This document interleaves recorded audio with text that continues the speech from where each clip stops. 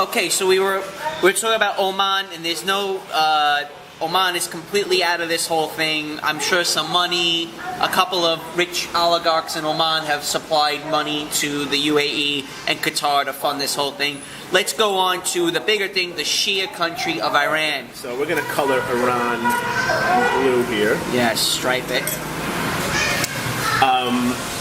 Basically the biggest adversary of both Saudi Arabia and Israel. And they are the ones who are supplying weapons to the other side of this fight, to the Syrian army of Bashar Assad. Have an alliance with Hezbollah in the south of Lebanon. And we can color, well, color Syria as well. So, you know, the Shia alliance is actually probably doing more to hurt ISIS than anyone, really. Correct. Getting no help from America, dropping weapons into the wrong hands, going to ISIS fighters.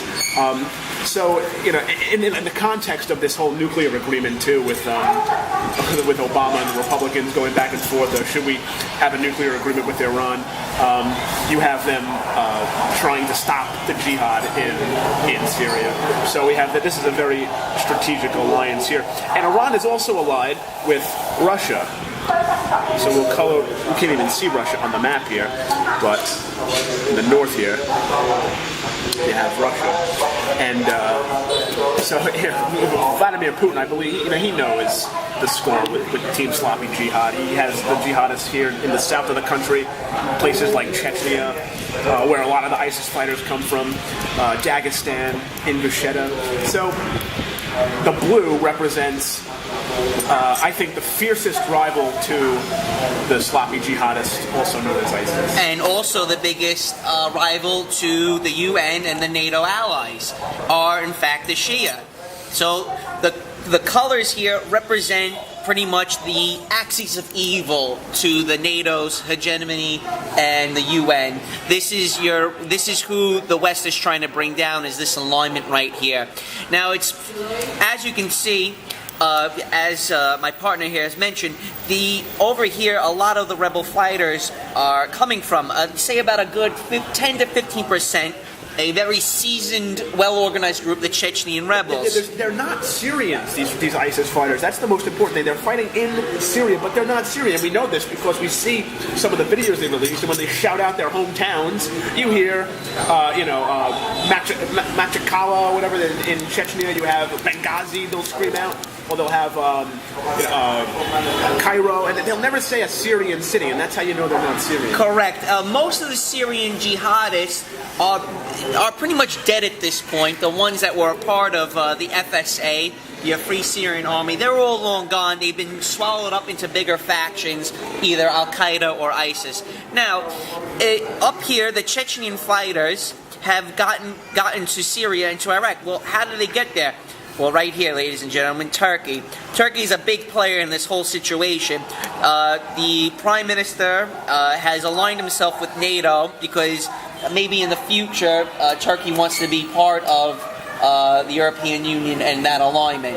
Yeah, well, they've been a NATO member for quite a while. I don't think they'll ever become part of the EU. They wanted to previously in years past when the euro was stronger. It was really France that was very anti-Turkish joining the EU. Now, of course, you'd have to be insane to want to join the EU. You see what's going on with the Eurozone. It's almost a one-to-one parity with the US dollar. So who knows about that? But it's a very unique country. Well, they have one foot in the door as far as being with the EU.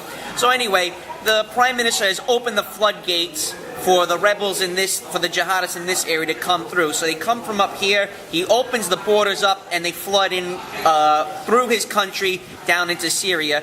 Saudi Arabia has opened up its borders with Jordan. Now, Saudi Arabia, Jordan, and Israel are aligned with each other, and they've opened up their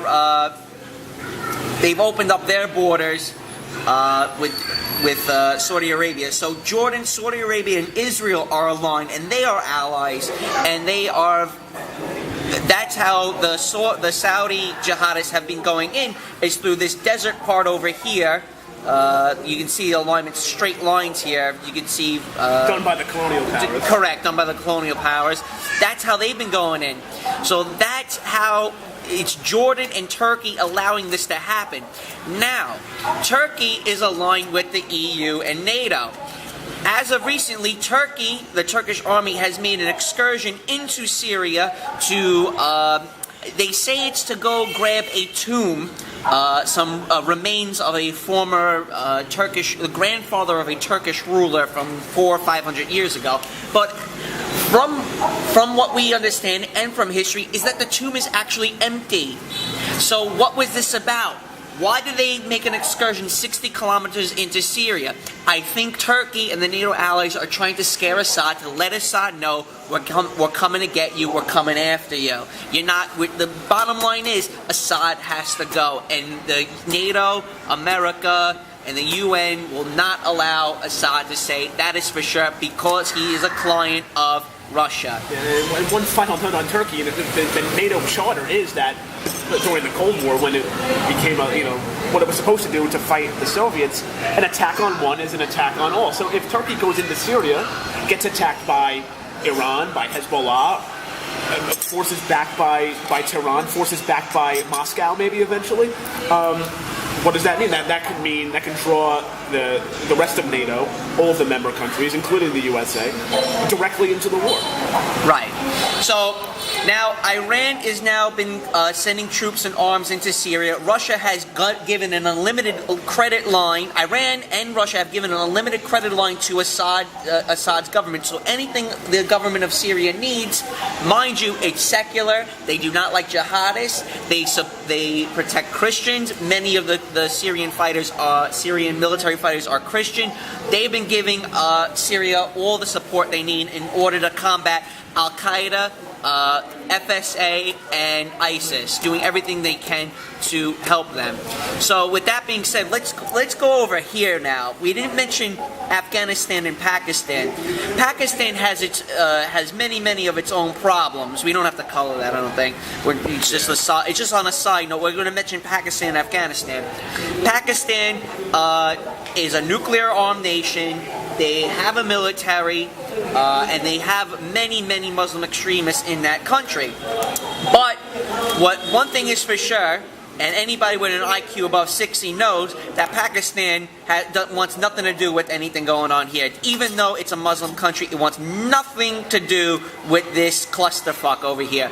Pakistan's nuclear arms, their military, their Muslim nation, their religious sect, it's all against India. That's bottom line.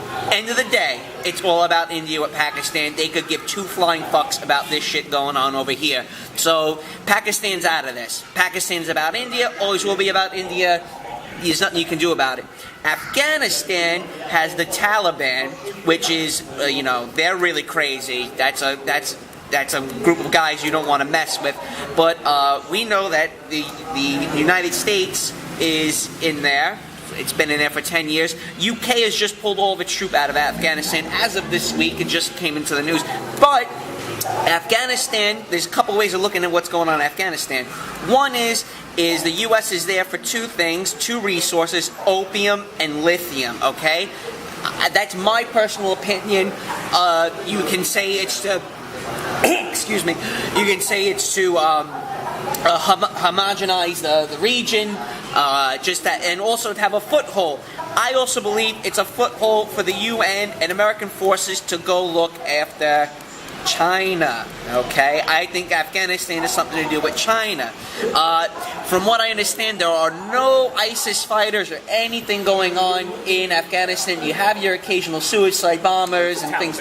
It's Taliban. Taliban's not ISIS. Taliban is not ISIS. Different group of guys. They probably share the same philosophy. They share the same philosophy, but Taliban's actually more organized than ISIS.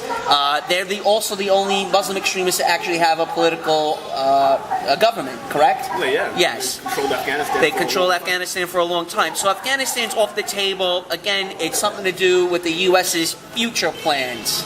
Right. Now, remember, the Taliban were supported militarily, logistically, by the United States against the Soviet Union. Remember, Afghanistan used to have a very secular government, a government that was had a very strong welfare system that was giving university. All right. To women. Wonderful. And of course Yes. the US destroyed Taliban has women's rights. Okay, moving on. No, the Taliban does not have women. It was the government before that was destroyed by the U.S. and the U.K. But what's the end game here? So I think Not get there yet. We still got to talk about Egypt and Libya. We didn't even get to that. We still got more to talk about. We're not even get to the end game yet here. We're just getting started, folks. I know this is going to look a lot like a John Madden screen, drawing, but